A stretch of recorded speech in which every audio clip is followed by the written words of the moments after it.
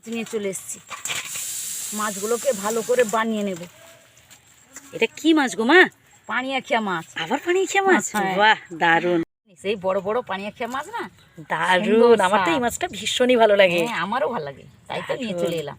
বেশ চওড়া চওড়া মাছগুলো, হ্যাঁ, চৌড়া চৌড়া, ভীষণই ভালো লাগে, একদম ভীষণই ভালো লাগে। টাটকা, একদম টাটকা। মা গোটা গোটা করে করবে? হ্যাঁ, একদম গোটা গোটা করবে। আমার গোটা গোটা ছাড়া ভালো লাগে না। হ্যাঁ, আমারও ভালো লাগে। দারুণ। পদ্ম মাছের স্বাদটাও হ্যাঁ। আলাদা। আর দেখুন বন্ধুরা, দেখুন, দেখেছেন? একদম ফ্রেশ, একদম টাটকা মাছ ভেজো মা আজকে, একদম টাটকা মাছ। মাছগুলো ধুয়ে নিয়েছি, আমি রান্নাঘরে নিয়ে চলে যাব। পানিয়াখিয়া মাছের ঝাল দেওয়া বানাবো। মাছ ধুয়ে নিয়ে চলে এসেছি, লবণ হলুদ মাখিয়ে রেখে দিয়েছি। তারপর কড়া বসিয়ে গ্যাস ধরিয়ে তেল দিয়ে দিয়েছি। কড়া বসিয়ে দিয়েছিলাম, তেল তো গরম হয়ে গেছে। পরপর মাছগুলো দিয়ে দেব। মাছগুলো ভাজা হয়ে গেছে, এরপর আমি এক এক করে তুলে নেব। ভাজা হয়ে গেছে, আমি এক এক করে তুলে নেব। মাছগুলো ভাজা হয়ে গেছে, আমি মাছগুলো সব তুলে নিয়েছি। এরপর মাছের ভাজা তেল ছিল, তাতে আর একটু তেল দিয়ে দিলাম। এলাচ, তেজপাতা এবং মিষ্টি কাঠ দিয়ে দেব।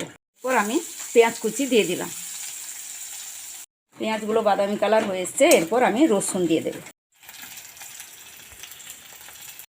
সরিষা বাটা জলটা দিয়ে দিলাম। সরিষা বাটা জলটা দিয়ে দিলাম। এরপর হলুদ গুঁড়া, লঙ্কা গুঁড়া আর একটু জল দিয়ে দেবে।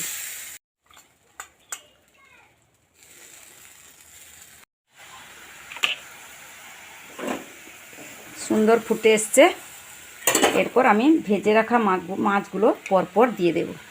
ভেজে রাখা মাছটা দিয়ে দিয়েছি।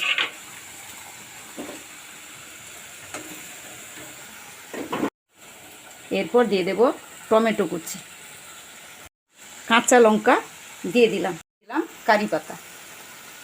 এরপর দিয়ে দিলাম কারি পাতা, দিয়ে দেব পরিমাণ মতো লবণ। 5 মিনিটের জন্য একটা ঢাকনা দিয়ে দিলাম।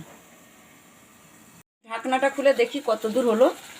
কত সুন্দর সেন্ট উঠছে। কারি পাতা দিয়েছি, মাছের ঝাল দেওয়া। এরপর হয়ে গেছে, আমি খাবারের জন্য ঢেলে নেব।